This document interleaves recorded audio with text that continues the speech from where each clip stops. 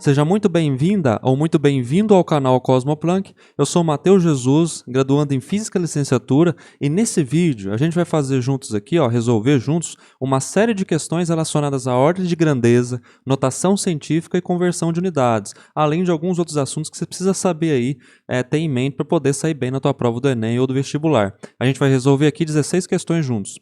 E eu selecionei essas questões, pessoal, com o objetivo de ajudar aí quem está prestando o Enem ou prestando vestibular, tá? Então eu vou fazer uma série de vídeos como esse aqui sobre vários assuntos de física que mais caem nas provas, ok? Então você percebe que ordem de grandeza e notação científica é o mais básico, né? É o que a gente vê lá no início para ajudar nos assuntos que vêm depois, por exemplo, cinemática, vetores, dinâmica, eletrostática, etc. Então, o próximo vídeo vai ser sobre vetores, depois vai vir cinemática e vai seguindo até a gente abranger os assuntos aí, questões que mais caem, tá, nas provas. Então, se você acha que pode te ajudar e ajudar a outras pessoas aí, dá um apoio para mim, se inscreva no canal Cosmoplanck, curte, compartilha e vamos lá agora para a primeira questão. E é importante também, pessoal, que vocês tentem resolver as questões antes de eu dar a resposta, tá? Antes de eu fazer junto com vocês aqui. Dá uma pausada no vídeo aí e tenta fazer. Se não conseguir desenvolver, se não conseguir chegar numa resposta, a gente faz juntos aqui e vai aprendendo juntos, ok? Na primeira questão aqui a gente tem, da UERJ, né? O acelerador de íons pesados relativísticos de Brookhaven, lá nos Estados Unidos, foi inaugurado com a colisão entre dois núcleos de ouro. Então, se tem colisão, tem liberação de energia, né? Liberando uma energia de 10 trilhões de eletronvolts. Pessoal, eletronvolts é uma unidade, tá? É uma unidade de energia, como a gente vai ler ali embaixo. Muito usado no mundo atômico. Os cientistas esperam, em breve, elevar essa energia a 40 trilhões de eletronvolts para simular as condições do universo durante os primeiros microsegundos após o Big Bang. Saiu lá na Ciência Hoje, em setembro de 2000.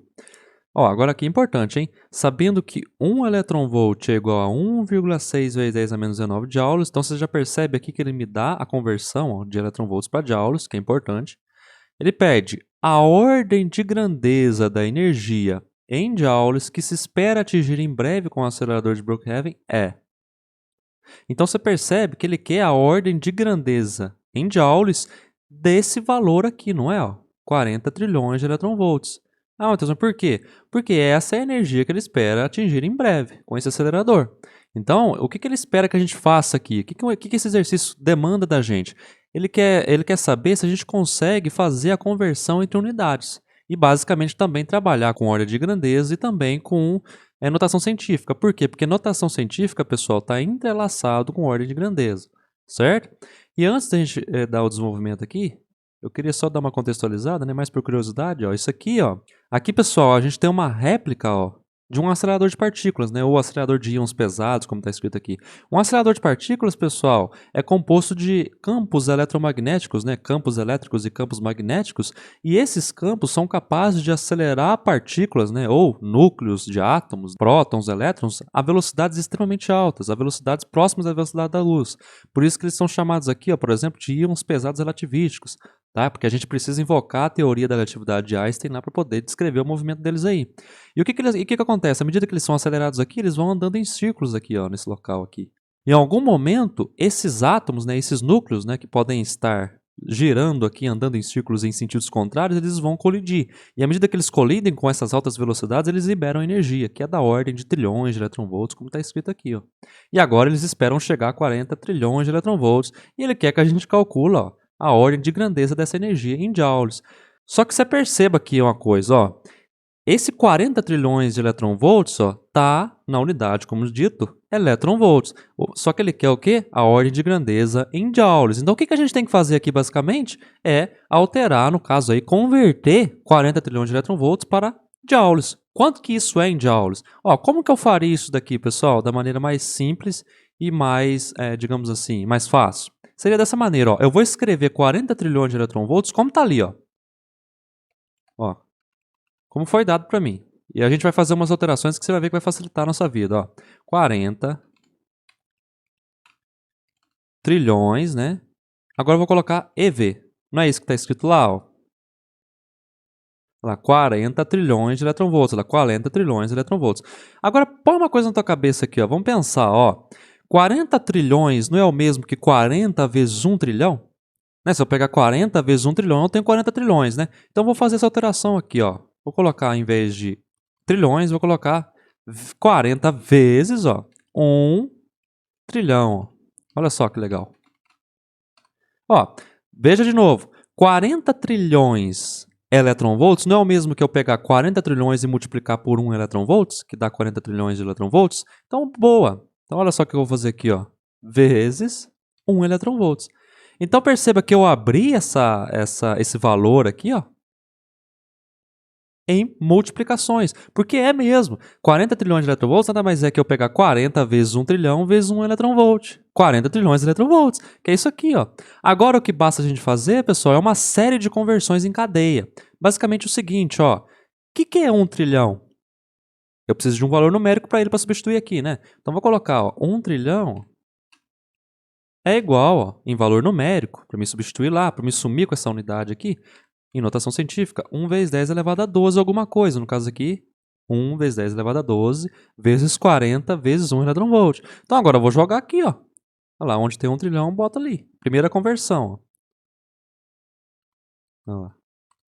1 vezes 10 elevado a 12. Ó. Certo? Isso vezes 1 eletronvolt. Ótimo. Agora vamos fazer a multiplicação aqui, ó. 40 vezes 1, né? Olha lá. 40 vezes 1 dá 40 mesmo, vezes 10 elevado a 12, o quê? Vezes 1 eletronvolts. Agora, pessoal, a gente sabe, em notação científica, que esse valor aqui, esse coeficiente, não pode ser maior do que 10, né? Ele não pode ser igual a 10 e nem maior do que 10, e tem que estar sempre entre 1 e 10. Então, eu posso fazer o quê, ó, para arrumar isso? Eu posso jogar a vírgula para a esquerda aqui uma casa, né? E se eu jogo para cá, eu tenho que aumentar 1 aqui, né? Então, vai ficar desse jeito, ó. Olha lá. 4 vezes 10 elevado na 13. Ótimo. E agora, Matheus, como é que eu vou fugir desse eletronvolts, né? Porque o que eu quero é a ordem de grandeza em joules, né? Então eu tenho que dar um jeito de trazer a unidade de joules aqui, a unidade de energia. Aonde está isso? Olha aqui, ó. Sabendo que 1 eletronvolt é igual a 1,6 vezes 10 a menos 19 joules, ó. Então, ótimo. Vou escrever aqui, ó. A gente tem outra informação de conversão, ó. Então, 1 eletronvolts, né? É igual ali, já falou para mim, a 1,6 vezes 10 elevado na menos 19, o quê? Joules. Opa, estamos chegando na unidade que a gente quer. Ó. Bora, vamos colocar aqui, ó. Vamos jogar aqui agora, para a gente ir convertendo aqui, né? Que é igual, então, a 1,6, né? Vezes 10 elevado na menos 19, ela. Joules. Agora, basta o quê? A gente fazer a multiplicação dos valores numéricos que estão aqui. Então, lá, 4 vezes 1,6 vai dar, colocando aqui embaixo, energia é igual a 6,4, né? Vezes 10. Por quê? Porque quando a gente multiplica a notação científica, a gente multiplica os coeficientes, né? Olha lá, 4 vezes 1,6, mantém a base de 10 sempre, né? E soma o quê? Soma os expoentes. Ó. Ótimo. Então, 6,4 vezes 10 elevado a 13 mais menos 19. 13 mais menos 19 é menos 6 joules. Opa, Matheus, então quer dizer que eu cheguei na minha ordem de grandeza? A ordem de grandeza aqui no caso vai ser isso aqui, né? Ó, 10 a menos 6 joules? Não. Você tem que perceber o seguinte, uma coisa que agora que é importante, é que às vezes a gente pode incorrer ao erro. Como eu disse ali, ordem de grandeza está intimamente relacionada à notação científica, né? Basicamente porque eu preciso analisar aqui, ó, tanto o coeficiente para eu poder saber a minha ordem de grandeza também. Porque não é simplesmente eu chegar aqui e pegar 10 a menos 6 joules. Porque olha só, pessoal, a gente tem uma fronteira, ó, 5,5, que é chamado um ponto intermediário. Ponto intermediário entre o quê, Matheus? Entre 1 e 10. Se você pegar 1 mais 10 e dividir por 2, você vai ter o ponto intermediário entre eles, que é 5,5. A gente usa isso daqui para saber como que eu vou lidar aqui com a minha ordem de grandeza. Como, Matheus? Desse jeito, ó. Se o meu coeficiente, ó, for maior que 5,5, né? Se ele for maior que 5,5, aí eu posso dizer que esse coeficiente está mais próximo de 10, ó. Né? É um valor que está mais próximo de 10, porque uma vez que ele é o ponto intermediário entre os dois, né? Então, automaticamente, o que eu faço? Eu somo mais 1 a esse expoente aqui, ó. Tá? Ah, e se for menor? Se esse coeficiente for um valor menor do que 5,5? Se for um valor menor, eu posso dizer que ele está mais próximo de 1 do que de 10. Então eu mantenho como está. Aí eu deixo como está ali. Nesse caso particular, então, Matheus, eu vou ter que adicionar mais um aqui, né? Porque 6,4, olha lá, 6,4 é um valor maior do que 5,5, não é? Exatamente. Então, na ordem de grandeza, não aqui no valor. Aqui você pode deixar o jeito que tá. Esse aqui é o valor final, tá? Em joules, para aquela energia ali, 40 trilhões de eletronvolts. Então, vou ter que colocar aqui, ó. Deixa isso aqui quieto. Agora, para a ordem de grandeza, né, que é esse valor aqui que a gente encontra, né? Aí, na ordem de grandeza é que você vai usar esse raciocínio aqui, tá? Do ponto intermediário, ou da média geométrica, né? Mas a gente usa mais isso daqui, vamos deixar isso aqui por enquanto. Aí, ó, na ordem de grandeza, você coloca ordem, você vai ter que é igual a 10 a menos o que ela? A 10 elevado a menos 5, né?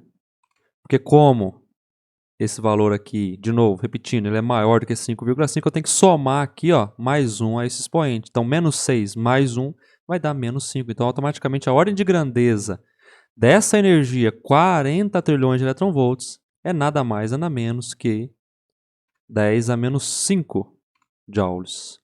Tá ok? Então, essa seria a resposta. Então, toma cuidado, hein, pessoal. As pessoas às vezes podem correr ao erro de chegar aqui e falar, é 10 a menos 6. Mas não é não. É 10 a menos 5. A gente tem que analisar o coeficiente aqui, porque eles estão intimamente relacionados aqui na ordem de grandeza. Ok? Agora, pessoal, antes da gente partir para a próxima questão, ó, eu queria mostrar para vocês aqui um prefixo, ó.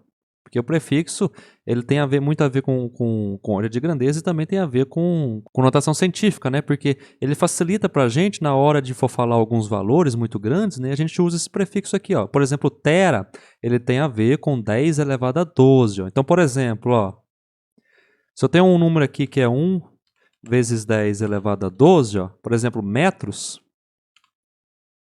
existe uma maneira de eu falar isso daqui, ó, de maneira mais simples, ó, que é 1 terametros. Ó. É uma maneira que eu tenho de falar isso daqui. Ó. 1 vezes 10 elevado a 12 metros é igual a 1 terametros, que é esse prefixo. São prefixos que a gente usa e que determinam esses fatores aí, cuja base é 10, né, e com um determinado expoente. Ó. Ok?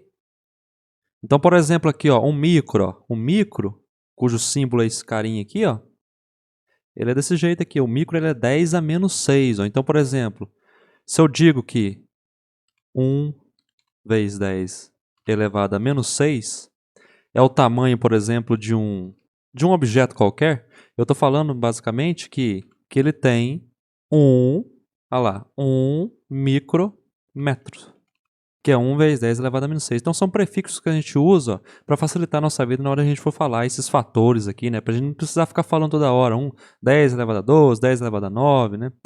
E por aí vai, ok? E agora, pessoal, na nossa segunda questão aqui, ó. Então a segunda questão é da UTF-PR. Fala o seguinte, a bula de um determinado remédio informa que uma draga do medicamento contém 30 mg de cafeína anidra.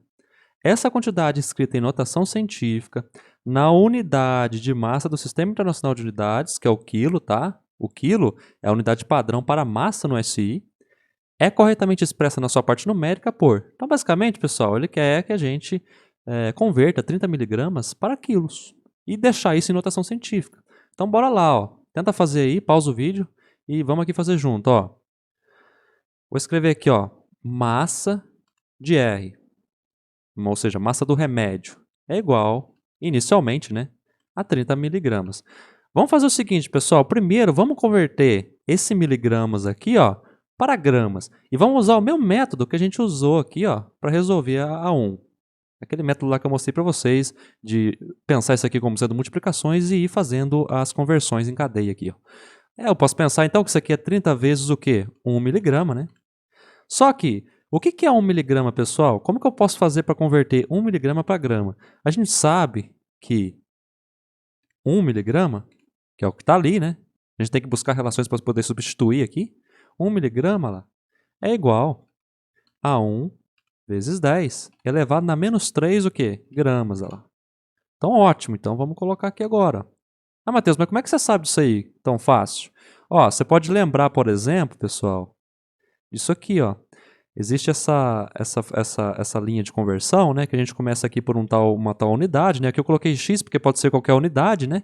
E se a gente quer ir para cá, a gente tem que sempre multiplicar. Se a gente quer voltar, a gente tem que sempre dividir. Então, no caso aqui, ó, esse meu x ele vai ser grama, né? Olha lá. Esse meu x aqui vai ser grama, no caso. Então, eu quero passar de miligrama, que está aqui, né? Ó, deixa eu colocar. De miligrama, que está aqui, para grama, ó. Então o que eu tenho que fazer? Eu tenho que dividir por 10 uma vez, dividir por 10 duas vezes, dividir por 10 três vezes. Então eu tenho que dividir, no caso, por 1000. Então, se eu pegar o valor da miligrama e dividir por 1000, na verdade o que eu estou fazendo? Eu estou multiplicando por 1 vezes 10 a menos 3, não é lá? Então 1 miligrama é igual a 1 vezes 10 a menos 3 gramas. Olha lá para você ver, ó. Estou dividindo aqui, ó, por 10 três vezes, que é multiplicado dá 1000, né? Então, então para mim passar de miligrama para grama, eu tenho que dividir por 1000. E é o que eu estou fazendo aqui, ó. Então, pessoal, 1 miligrama tem 1 vezes 10 a menos 3 gramas. E agora eu vou jogar aqui, ó, onde tem 1 miligrama. E aí eu já fiz a primeira parte da conversão, ó. 1 vezes 10 elevado a menos 3 gramas. Porque agora fica mais fácil, ó. Porque eu sei, por exemplo, que isso aqui, ó, pode ser pensado dessa maneira, né? Ó. Olha lá. Que é 30 vezes 1, né? Que vai dar 30 mesmo, né? Já vou até tirar aqui, ó. 30 vezes 10 elevado a menos 3 vezes 1 grama, não é? Agora, pessoal, eu não quero chegar em quilos. A gente não sabe, por exemplo, que 1 grama é igual, de novo, a 1 vezes 10 elevado a menos 3 quilos? Porque eu estou voltando, né? Olha lá, se você for olhar aqui embaixo, a gente está voltando. Ó. Aqui no caso vai ser quilos, né? Então se eu partir daqui, ó, para vir para cá, ó, o que eu tenho que fazer? Eu tenho que dividir, ó, por 10, ó, 3 vezes, né? Então eu tenho que dividir por 1000. Então automaticamente para mim passar de grama para quilo, eu tenho que dividir por 1000, o que é a mesma coisa que multiplicar por 1 vezes 10 elevado a menos 3 quilos, né? Olha lá. Então agora onde tem 1 grama aqui, ó, eu substituo por quilo. Substituo pelo valor que eu tenho em quilo.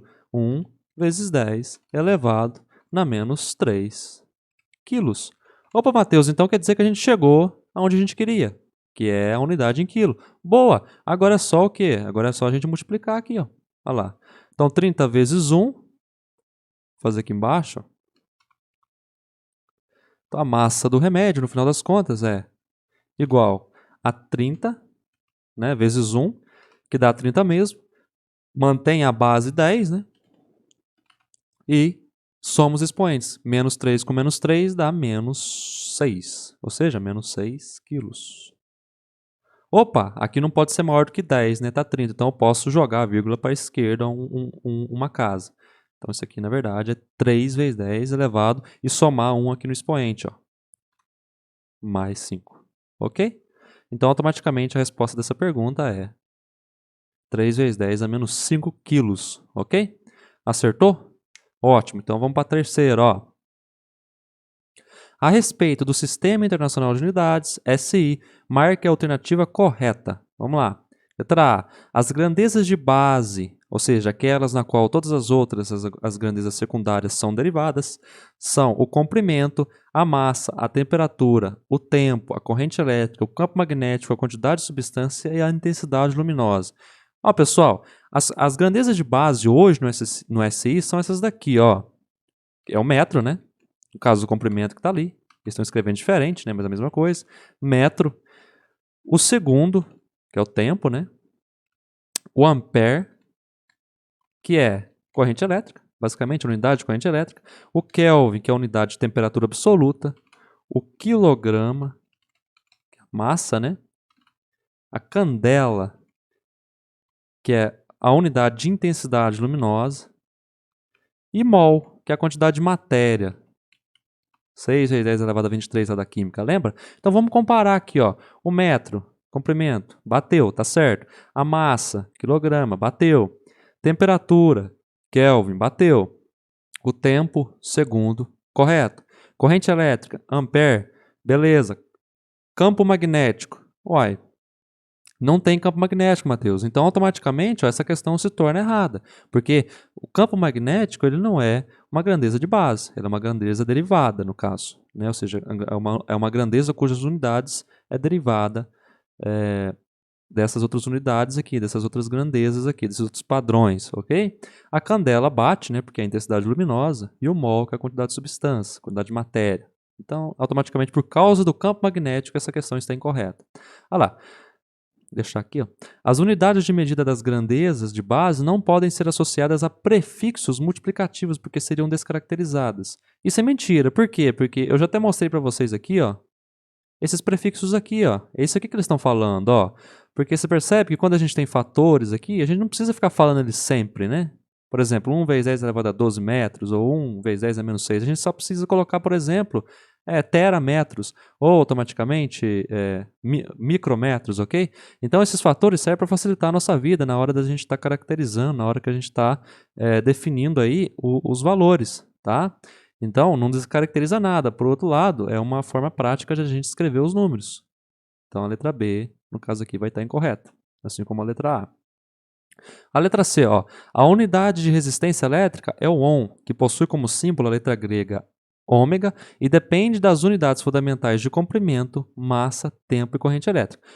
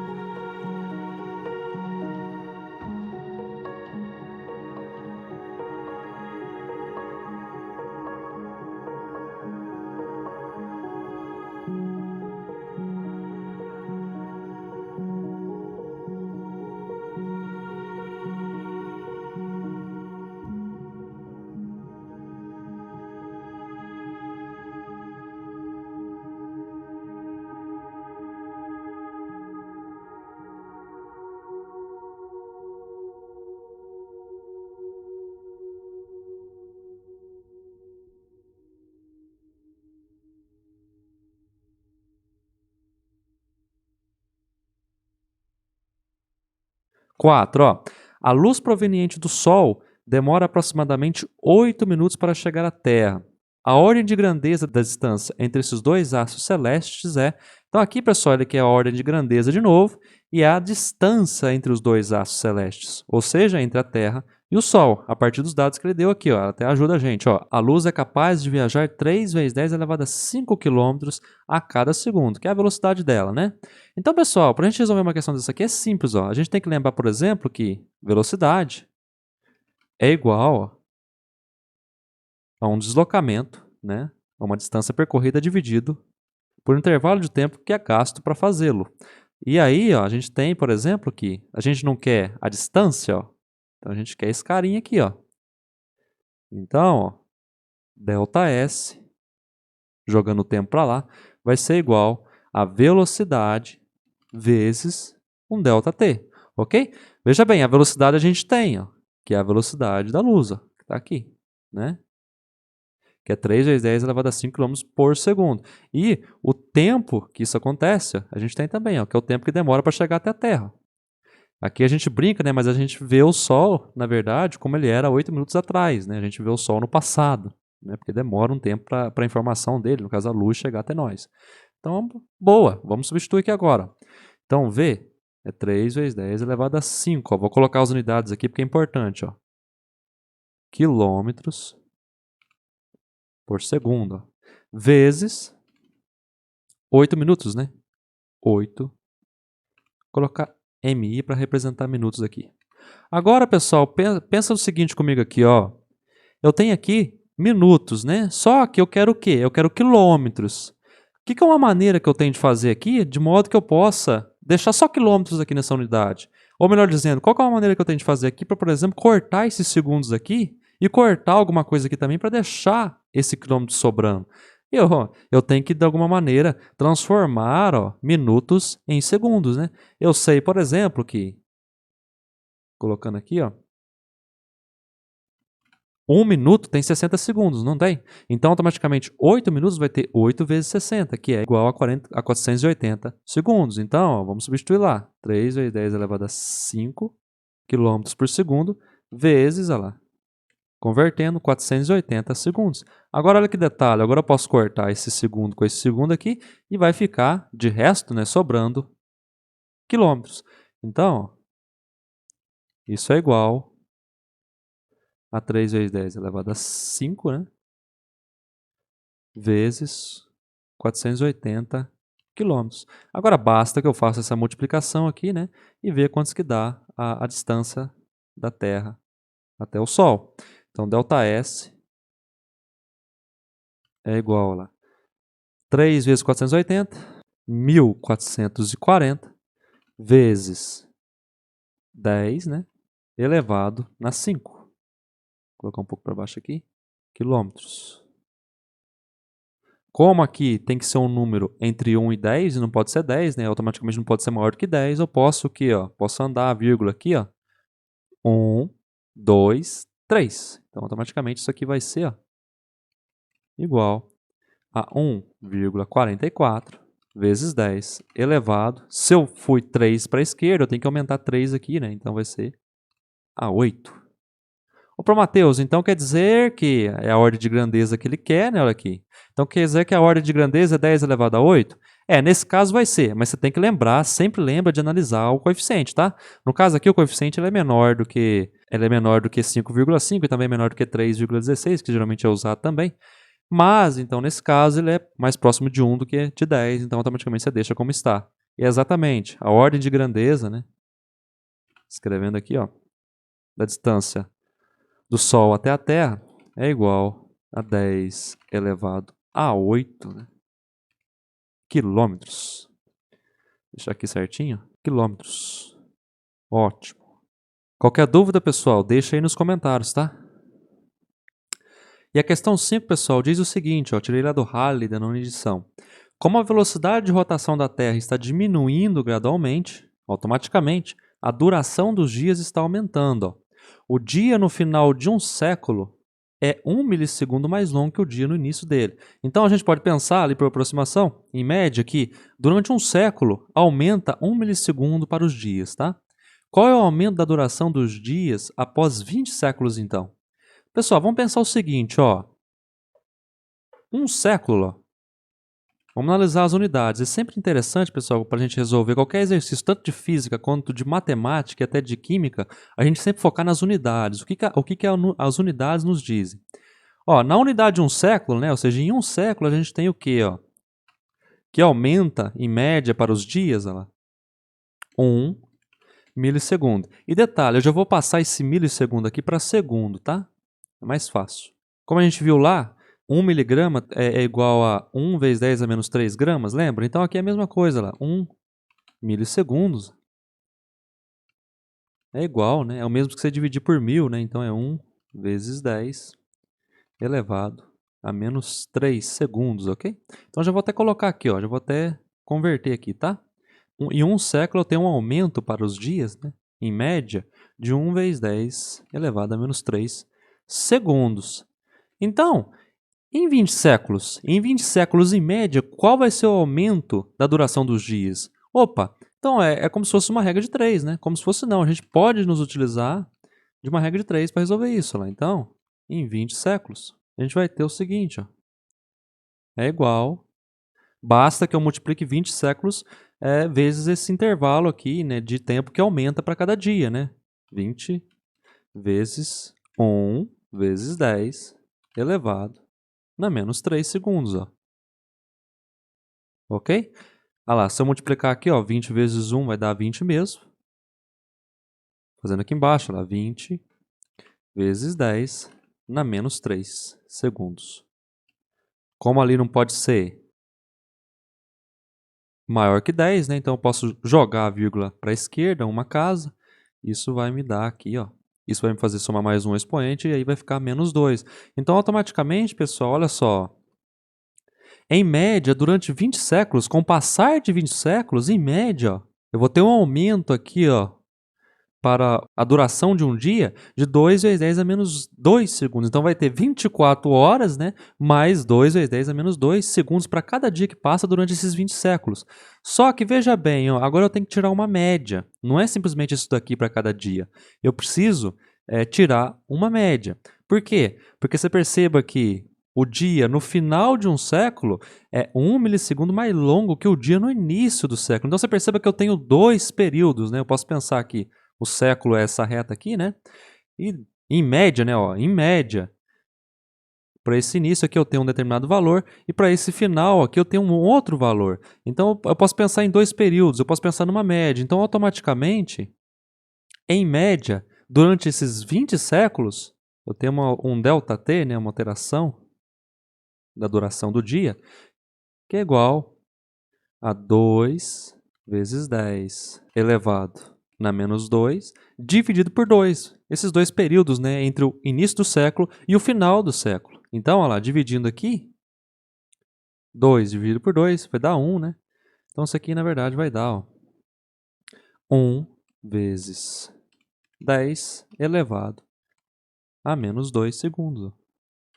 Que é basicamente falando, ó, 0,12, 0,01 segundos. Então, durante esses 20 séculos, em média, eu posso afirmar que o meu dia foi maior 0,01 segundos. Aí o que ele está querendo dizer aqui? Ó? Qual é o aumento da duração do dia após 20 séculos? Então, eu preciso somar para cada um dos dias, dentro desses 20 séculos que ocorreram, isso daqui, ó, que é basicamente isso aqui. Ó.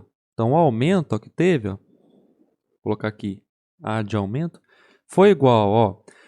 E agora, pessoal, eu tenho que ir colocando os fatores que me possibilitam multiplicar esse valor aqui, ó, de modo que eu tenha um aumento final, que é isso daqui, ó. Durante esses 20 séculos, eu tive 20 séculos, né? Cada século desse tem o quê? Tem 100 anos. É claro, cada ano tem o quê? 365 dias, né?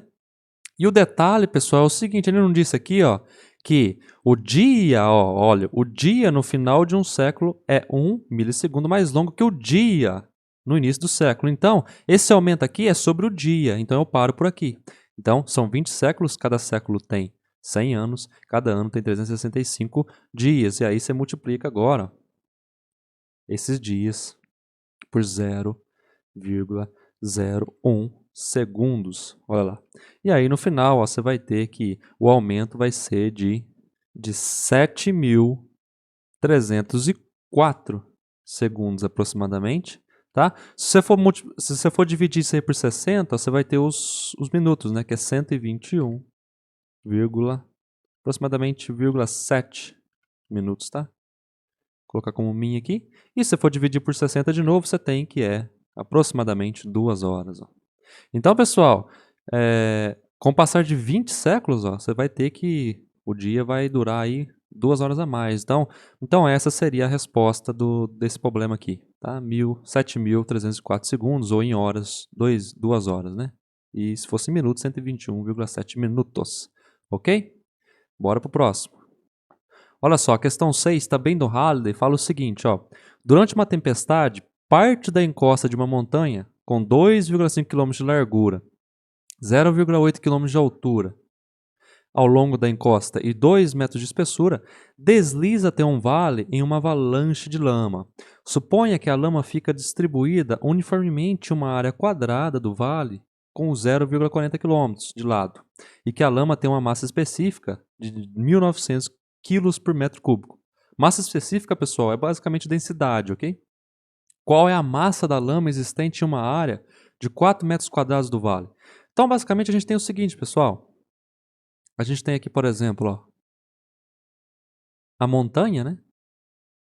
Vamos pensar que é essa montanha. E aí, ó, ele está falando o seguinte. Parte da encosta dessa montanha aqui, ó, com 2,5 km de largura. Então, vamos pensar que é 2,5 km de largura aqui, ó. 0,8 km de altura e 2 metros de espessura, né? Então é menor assim, ó. Ó, imagina que a gente está olhando a montanha de cima, viu, pessoal? Então isso daqui, ó, vai ser, no caso, 2 metros de espessura, né? E aqui a gente tem a largura, que é 2,5 quilômetros, né? Ou 2.500 metros. E a altura aqui não está sendo representada porque a gente está olhando de cima. Mas basicamente o que acontece é o seguinte, ó. Aí esse pedaço aqui da encosta, né? Imagina que está aqui, ó. Deixa eu melhorar esse desenho. Esse pedaço dessa encosta aqui, ó, desmoronou nela. E aí a gente tem aqui uma área aqui embaixo, ó, que no caso é o vale, né? Uma área quadrada, né? Deixa eu representar um quadrado aqui embaixo. Uma área aproximadamente quadrada aqui, ó, que tem 0,40 km de lado. Aí essa encosta aqui, ela vai cair aqui nessa área aqui, que tem 0,4 km de lado aqui, beleza? E ele quer saber qual é a massa da lama existente em uma área de 4 metros quadrados do vale. Então, pessoal, vamos lá. Eu vou excluir aqui só uma representação, né? O que a gente precisa saber primeiro? Ó? Vamos converter isso aqui tudo para metro? Vamos deixar tudo para metro aí, porque no final, olha só para você ver, no final ele pede para a gente analisar em metros, olha lá. Entendeu? Então vamos passar todo mundo para metros. Aqui, por exemplo, a massa específica está em metros cúbicos, né? Então, olha lá, 2,5 quilômetros, né? A gente sabe que 1 quilômetro tem 1.000 metros, então vai ser 2.500 metros, né?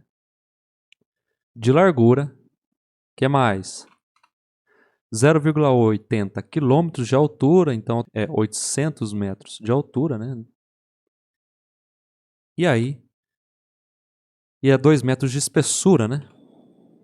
Ok. Agora, pessoal, vamos calcular qual que é o volume que caiu ali, né? Porque você percebe que ele quer saber qual que é a massa da lama existente em uma área de 4 metros quadrados. E perceba, ele até deu uma dica pra gente aqui, ó, a massa específica é de 1.900 quilos por metros cúbicos. Então, você tem que saber qual que é o volume de lama que caiu, que escorregou da montanha.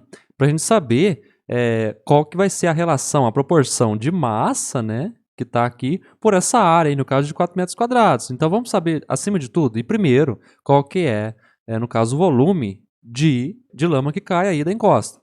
Que nada mais é que o volume de lama vai ser dado como sendo 2.500 vezes 800. A gente pode pensar que é um cubo, né? De lados diferentes. Olha lá. Se a gente for multiplicar isso aqui, ó, vai dar 4 milhões metros cúbicos de lama. Vou colocar em notação científica, tá? Para facilitar a nossa vida. Vezes 10 elevado a 6, que é o mega, né? Metros cúbicos. E aí, pessoal, ele fala o seguinte agora, ó, suponha que a lama fique distribuída uniformemente em uma área quadrada do vale com 0,40 km de lado. Então eu preciso supor que todo esse volume de lama, ó, 4 vezes 10 elevado a 6 metros cúbicos de lama, acabam caindo e ficam distribuídos uniformemente, ó, sobre essa área aí, ó, que a gente pode calcular lá também, ó. A área, ó, converter na verdade, né? Essa área vai ser igual a 400 vezes 400, né? Porque ela é 0,4 quilômetros, né? Então, convertendo para metros, 400 metros vezes 400 metros, que é igual, olha, já deixando em notação científica, a 1,6 vezes 10 elevado a 5 metros quadrados. E aí agora eu tenho que supor, ó, todo esse volume aqui vai se distribuir homogeneamente, né, ou seja, uniformemente sobre essa área aqui. Então, automaticamente, você perceba que aí o que eu posso ter? Eu posso ter uma proporção, eu posso ter uma densidade. Então, calculando a densidade aqui, ó, a gente tem o seguinte, ó, que a densidade de lama aí, no caso, é igual a 4 vezes 10 elevado a 6, ó. Vou colocar mais para baixo aqui, metros cúbicos, ó, dividido por 1,6 vezes 10 elevado a 5 metros quadrados. E se a gente for dividir isso daqui, ó, vai dar o seguinte, ó, 25 metros cúbicos de lama, ó, em cada metros quadrados ali, ó, 25 metros cúbicos de lama em cada metro quadrado, ó, daquela área ali. Então, Matheus, você arranjou aqui uma proporção de modo que eu possa agora comparar, ó, com isso daqui, ó, exatamente, ó. Porque veja bem, ele não quer a massa da lama existente em uma área de 4 metros quadrados do vale. Então veja bem, ó, se eu tenho 25 metros cúbicos de lama, olha lá, em 1 metro quadrado presente ali, então fazendo uma regra de 3 simples aqui, ó, em 4 metros quadrados, ó, só multiplicar lá, né, ó, eu vou ter 100 metros cúbicos de lama. Opa, Matheus, então peraí. Você descobriu que em 4 metros quadrados eu tenho 100 metros cúbicos de lama. Então, se a densidade da lama lá é 1.900 quilos por metro cúbico, então automaticamente, ó, a massa de lama é simplesmente, ó, dada a partir disso daqui, ó, 1.900 quilos por metro cúbico vezes a quantidade, né, de volume de lama que eu tenho ali. No caso, em 4 metros quadrados. Vezes 100 metros cúbicos. E aí, ó, por unidade, você pode cortar aqui, ó. Corta aqui, esses metros cúbicos, né, você vai ter no final, que é quilos, ó. Perceba como que a unidade ajuda a gente a trabalhar, ó? Que é igual a 1.900 vezes 100. Já colocando em notação científica, a 1,9 vezes 10 elevado, ó lá. Quantos zeros a gente tem aqui, ó? 1, 2, 3, 4, 5. Colocando a vírgula aqui, né, como a gente quer. Então, lá em cima vai ser 1,9 vezes 10 elevado a 5, no caso aqui, quilos. Então, essa seria a resposta para essa pergunta aqui, ó. 1,9 vezes 10 elevado a 5 quilos. Avançando aqui agora, pessoal, questão 7. A número 7 diz o seguinte, ó, a respeito das diferentes classificações das grandezas físicas, são feitas as seguintes afirmações. Só para lembrar, pessoal, grandeza física é tudo aquilo que eu posso medir, é tudo aquilo que eu posso mensurar, é tudo aquilo que eu posso observar, tá? Por exemplo, grandeza física é o tempo, grandeza física é a distância percorrida, ou a grandeza física é a temperatura, tá? E a gente pode também diferenciar a grandeza física de duas maneiras, aquelas que são grandezas vetoriais, ou seja, que além do valor e da respectiva unidade, elas precisam também da direção e do sentido em que elas influenciam ali no nosso sistema, tá? E tem as grandezas escalares, que são aquelas que não necessitam ali de estar definindo a direção e o sentido, ou seja, a orientação no espaço. Então, sobre isso, é feita as seguintes afirmações. As grandezas vetoriais podem ser corretamente interpretadas a partir de um valor e sua respectiva unidade, sem necessitar de informações adicionais. Opa, pessoal, aqui nada mais é que grandeza escalar, né? Não é a grandeza vetorial. A gente usa para representar ela o objeto matemático vetor, né? Que é isso daqui, ó. Você perceba que o vetor tem várias características. Tem um módulo, né? Que é o tamanho dele. Tem a orientação, que no caso aqui se expressa pela direção dele, no caso essa daqui, né? E o sentido, no caso para cá. Então, uma grandeza vetorial que é representada por um vetor não pode ter só um valor e só uma unidade. Tá? Tem que ter mais coisas. Então, essa aqui está incorreta.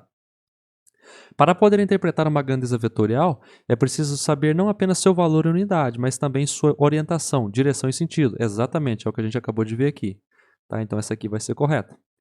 Força, aceleração e velocidade são exemplos de grandezas vetoriais, ao passo que área e comprimento são exemplos de grandezas escalares. Exatamente. Força, como a gente sabe, é uma grandeza vetorial. A gente tem que saber, por exemplo, para que lado, para que direção e para que sentido eu estou aplicando uma força para ver se ela é consistente ou não. A aceleração também. Tá? E da mesma forma a velocidade. Se a gente fala, por exemplo, que um corpo tem 20 metros por segundo de velocidade, é interessante também a gente perguntar, mas para que lado que ele tem essa velocidade? Para onde que ele está indo? Né? Quando a gente fala que um carro está muito rápido, foi muito rápido para um determinado local, a gente quer saber para onde ele foi. Então, de alguma maneira, a gente quer saber então a direção e o sentido dele. E a área e o comprimento também são grandezas escalares. Por quê? Por exemplo, quando você diz que uma área tem 20 metros quadrados, você não pergunta se é para cima ou para baixo, se, né, qual que é o sentido dessa área. Né? A gente só é necessário para a gente perguntar essas características, né? O valor numérico e, no caso, aí, a unidade. Então, são grandezas escalares. Então, as questões corretas seriam letra C, né? 2 e 3. Beleza? Agora, número 8 diz o seguinte, ó. É comum vermos o emprego da grandeza peso no lugar da grandeza massa no dia a dia. Bastante, né? A respeito dessas duas grandezas, indique qual das alternativas abaixo expressa uma informação verdadeira. Letra A. Tanto a massa quanto o peso são grandezas do tipo vetorial, pois são um tipo de força. Negativo. O peso, pessoal, é um tipo de força, mas a massa não. A massa tem a ver com a quantidade de matéria do corpo, tá? A massa, se você pegar a contribuição de cada um dos átomos, de cada uma das moléculas, de cada uma das partículas que compõem o corpo, somar as massinhas dela lá, somar todas, integrar todas, você vai ter a massa do corpo. Então não tem nada a ver com força.